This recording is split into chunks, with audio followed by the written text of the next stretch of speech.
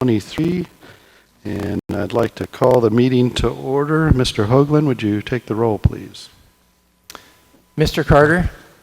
Present. Mr. Young? Here. Mr. Walters? Here. Ms. Cleveland McGrath? Here. Ms. Moulton? Here. Mr. McDougall? Here. Ms. Hubick? Here.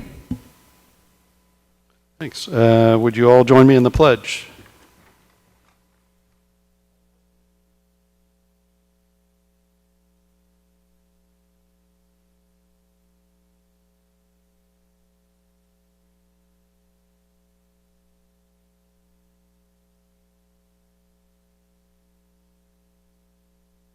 Okay, we're on to announcements and committee reports. I have a couple of announcements, actually more than a couple. I should go through them quickly. Happy New Month, first of all. I'd like to thank Parks Department and San Juan Montessori for coming out to help me plant a tree in Causland Park. I believe it was a fossil tree as part of the cedar family, but it was lovely and the kids were really smart, so that was awesome. Next, I sent out a press release, but I'm sure you're all aware Anacortes is passing Proposition 1, Public Safety Staffing Levy, as of the 28th Skagit County elections, reporting 68% yes vote as a result of the 25th special election. This election will be certified May 5th. The direct impact of this levy lift passage includes reducing critical response time with the hiring of 8 additional firefighter medics and the addition of 5 police officers to resolve caseloads, safely de-escalate situations, and focus on crime prevention. So thank you to Anacortes for your vote of support and trusting us with the additional tax revenue to enhance public safety. Let's see. Also, some good news from Department of Ecology. 2022 Wastewater Treatment Plant Outstanding Performance Awards. Anacortes Wastewater Treatment Plant is receiving the 2022 Wastewater Treatment Plant Outstanding Performance Award. Approximately 300 wastewater treatment plants statewide were one of 109 that achieved the top performance. This is the second consecutive year the Anacortes Wastewater Treatment Plant has received this award. So thanks to Brian Walker and his great team over at the wastewater treatment plant for that, well deserved. Also, the significant portion of the staff spent a good portion of last week taking a FEMA emergency management course from the Emergency Management Institute. This was a grant that we received that Chief Harris worked on, and it culminated in an EOC exercise. And I just wanted to thank the staff for, it was really important for our city staff, not just police and fire, to understand that when a disaster exceeds the response of our own first responders and mutual aid partners, that we all must step up. And it was a great opportunity to exercise our EOC. Our city team takes our responsibility to be ready for the big one or any other emergency events very seriously, and they approached it with professionalism and enthusiasm. And for council, what that means is you'll see a rewrite of our emergency operations plan coming your way in the next few weeks. But other than that, we shook off a lot of good rust, and we were ready to, your city staff is ready to go. And then one last announcement. Speaking of emergency responses, I want to thank Naval Air Station Whidbey Island Search and Rescue. On Saturday, the Anacortes Fire Department requested NAS Whidbey Island Search and Rescue assistance in the form of a helicopter, secured and transport an injured person to the medical facility. And I'd like to thank our friends over there at NAS Whidbey for helping out our fire department and getting somebody to higher level of care on Mount Airy, where it's very difficult rescue.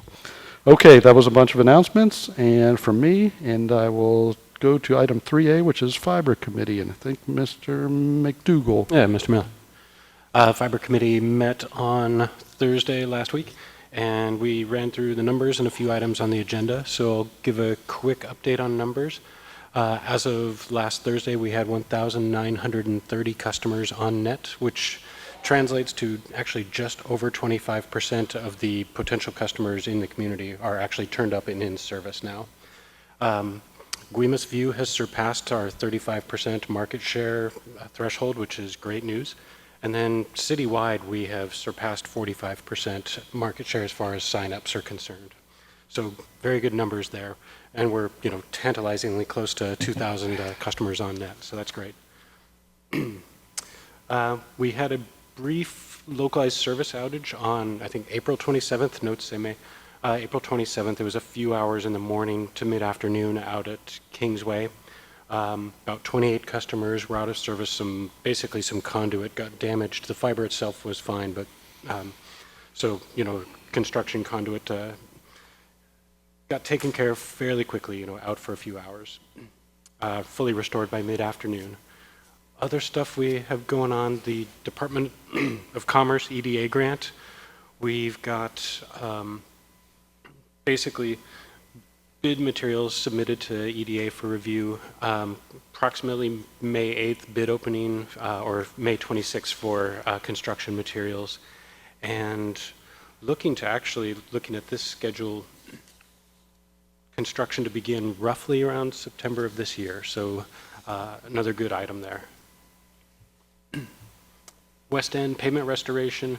There was a little bit of a delay the last few days for staff vacation, but they're resuming on May 8th, and engineering staff is working with the construction contractor on getting that finished up. And finally, we got another IP address block. Basically, the repositories that manage IP addresses for the internet, they're actually out of IPv4 addresses. They all got allocated a couple years ago, and so now the way to get addresses is on kind of the open market. There's actual sort of auctions for addresses, and the team has done a good job of taking advantage of that and snagging blocks of 1,000 addresses here and there as needed. And we're actually at a point where we probably won't need another block for quite some time. Like we're good to go for a while, unless we get above 50% market share or something like that. So that's what I have. All right, thanks. And it is very exciting as we approach that 2,000 number. But as I always remind the staff, it's customers we have to keep for the long term, and I think we're doing a great job of keeping those customers because we're providing great product and great service. So thanks. Public Works Committee. Mayor Miller. Ms. Moulton. Thank you. The Public Works Committee met at 5 p.m. today. It was council members Walters, Young, and myself, and city staff. And we had a few subjects today. One was the Kansas connection over on the west side that has not been cut through yet between West 2nd and West 4th. So staff has been out there taking a look, and they are going to work on the cut between West 3rd and West 4th in July, which is the upper portion, and open that up. And then the cut between 2nd and 3rd will be next year in 2024. And some concerns were raised about once that's open, will it become a speedway, et cetera, et cetera. And the idea is to open it up and be very cognizant of people's speeds and what's happening out there and be very well aware of it. And then if we need to make modifications, to absolutely do that for safety and speed reduction. But this is to prevent that West 3rd cut to Hartford that's kind of problematic for people sometimes. And this also would eliminate people that are driving by 41 driveway cuts. They'll be driving by 4 driveway cuts. So there's a real safety increase in that number alone. So we're looking forward to seeing how that goes. We talked about Cartograph, an amendment to the contract to add the wastewater treatment plant work to that, and that's on our consent agenda, so not much to be said there. The former water treatment plant demolition, staff, our director, Henry Hash, is talking to 2 contractors, and he will keep us posted as to how that goes. But both those are some promising conversations that are happening on getting that project moving forward. And then we brought up a couple of things. We talked about downtown traffic a little bit and the possibility of closing 4th Street between Commercial and O Avenue to have a little pedestrian area right adjacent to the heart of Anacortes, and thought was, that bears a lot of conversation and doing a real big look at downtown and the truck route, what would really make sense, and look at different options there. And then we discussed some grants from the state for an environmental impact statement for the Guimas Channel Trail. And that money is coming forward, and staff is ready to work on that with the help of some consultants, so we can really look at what that whole thing looks like environmentally, which is great. And there will be opportunities there will be lots of public information going out about that process and opportunities for public comment, but it's really the right way to move forward to do this in an environmentally sound manner that we can all be comfortable with and know we're doing the right things. And that's it. Thanks. Mayor Miller. Mr. Young? Ms. Moulton, would you elaborate just a little bit on the additional item that came up about, I think it was a cleanup done? Yeah, thank you. Thank you, Mr. Young. I forgot. So we heard from Public Works also that there was a major cleanup done today on Fidalgo Bay Road where people had been encamped who are not encamped there now. The people are gone, but their garbage was not. And the staff, Public Works staff, Parks, Fiber, all worked very hard to remove 20 yards of garbage from that site, which fills 2 dump trucks absolutely full. So we're grateful to our staff for doing that. So that area's cleaned up now. Yeah, thanks for bringing that up, because looking at the before pictures, it was pretty sad, and really pleased with the way the staff responded and cleaned that area up. All right, any other announcements and committee reports? Mayor Miller. Mr. Walters. The planning committee also met to review to meet with the Anacortes Arts Festival about the potential lease of city property for an arts center, as we have a couple of times before. We've had a couple of good meetings lately. The Arts Festival is taking a step back right now. We're talking in more conceptual terms about rental space, and they are very focused on their event space at Buxton's right now.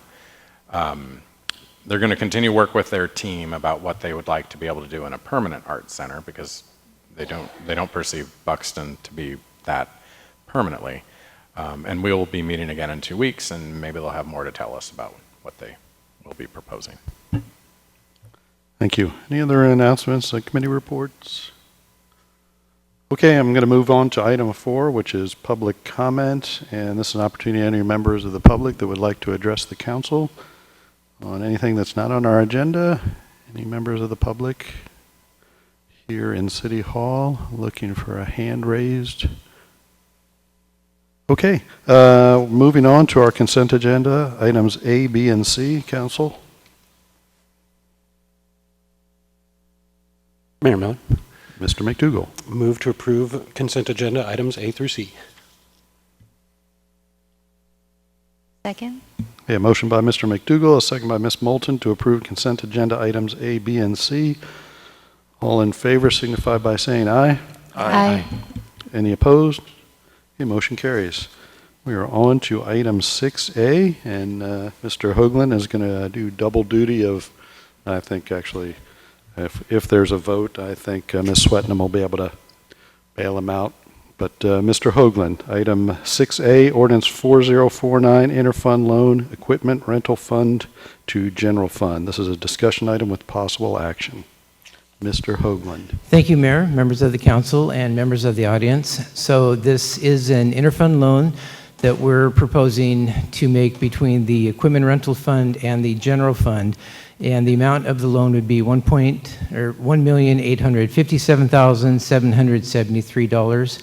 And this is essentially a bridge loan that would provide funding from the equipment rental fund to the general fund to aid with cash flow to cover the cost of the Station 3 building purchase that recently took place. So I arranged this so it would be on a 5-year term to give us the most flexibility that we could possibly have, but also to be able to pay this off at any point during the loan. And I used as a as an interest rate, the 5-year Treasury, which was last week when I put this together, was at 3.63%. So the BARS manual published by the State Auditor's Office is what gives direction on interfund loans of this sort, and they are intended to be short-term in nature and also have a reasonable rate of interest charged. And those definitions, that's all the definition that the BARS manual provides. So over our history, we've used a 5-year term in the past, and we've used the Treasury note in the past as our metric, and that has generally been sufficient. I did want to point out the equipment rental fund currently has about $9.9 million in cash reserves. So we would essentially be encumbering 1.8 million of that for the term of this loan, and the intent is to get permanent funding before the end of the year. So we know we need funding for this. The intent all along was to get a long-term loan for this building purchase. We also have other things coming up that will potentially need financing that we are keeping an eye on, including the fiber build-out.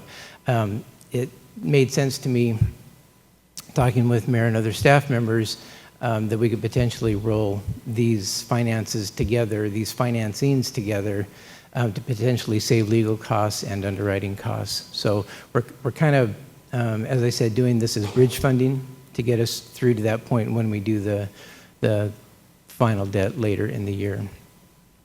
So I'd be happy to answer any questions that council may have or that public may have. And maybe offer to the public if they've got any questions or comments on this one. And I'll turn it over to the council. Okay, Mayor Miller. council, Mr. Walters. I think this makes a lot of sense. It's interest that we are paying to ourselves, and it's interest that we are paying to the ER&R fund, which we don't sometimes fund at 100%. So any interest that we transfer from general revenue to ER&R is a benefit to the city anyway. So it makes a lot of sense to me. We could even just leave it alone and not roll it into other long-term financing, depending on what it is we wanted to do, but we can make that decision later. So I think this is part and parcel with the purchase of the fire station property, which also made a lot of sense because it guarantees us that we have a fire station, and it means that we don't have to build a new fire station, and it means that we aren't subject to potential increases in rent for the fire station that we're currently, we had been renting for so many years. Also consistent with what we talked about in the fiber committee, because fiber is a big component of what will be rolling into that long-term financing around the end of the year. We talked about in the fiber committee the idea of let's get some estimates sooner rather than later of what that looks like, even if they are not the best estimates. As we get closer to that date, we'll have better estimates. But we'll have some sense of when we need to make that happen and what it looks like in terms of total dollar numbers. So I'm very supportive of this ordinance as proposed. Mayor Miller? Mr. Young. No, I just wanted to add to what Mr. Walters said, and as when we were talking about the fires, about the station, we saved, in my opinion, a lot of money by going at it the way that we did, because the building of a whole building and everything associated with it was huge. And so in this way, we saved a lot of money. It was a building that was being used and used well for the purposes for which, they've been doing it. And so this is just another way for us to not only cover those costs, but we also save money by doing it that way. And to the point that Mr. Walters said, even at the, I think it was 3.63%, that still comes back to the city. And so I just think it's a win-win for all of us, and I'm very supportive as well. All right. Anybody, any other questions, comments? Mayor Miller, Mr. sorry, Hoagland. one thing I wanted to point out, I did put the date on here as May 8th, thinking of our two-read rule. Oh, yeah. So Makes sense. happy to change that if council wanted to take action tonight or bring back next week on consent agenda, either way. Well, it's up to council. Mayor Miller. Mr. Walters. Our two-read rule can be waived. I think it's a two-thirds vote. I imagine this passes unanimously, and we don't have to do extra paperwork. So I would move we suspend the rules, suspend the two-read rule, and then we can take another vote on. Second. Okay. Motion by Mr. Walters, a second by Ms. Hubick, I think, to suspend the two-read rule for this ordinance. Let's see, who am I going to have take the vote? Any additional discussion? Are you going to take that vote, Ms. Swetnam? Okay, Ms. Swetnam. I'm happy to do that. Councilmember Young? Councilmember Walters? Yes. Councilmember Cleland McGrath? Yes. Councilmember Moulton? Yes. Councilmember McDougall? Yes. Councilmember Hubick? Yes. And Councilmember Carter? Yes.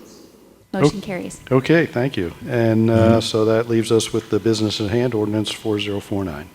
Mayor Miller, Mr. Walters. I move approval of the ordinance as presented.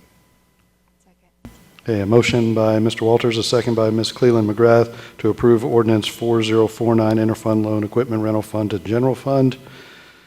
Ms. Swetnam, take the vote, please. Councilmember Walters? Yes. Councilmember Cleland McGrath? Yes. Councilmember Moulton? Yes. Councilmember McDougall? Yes. Councilmember Hubick? Yes. Councilmember Carter? Yes. And Councilmember Young? Yes. Motion carries. Okay. Well, thank you. And no additional agenda items before the council. I will adjourn the meeting. Thank you very much.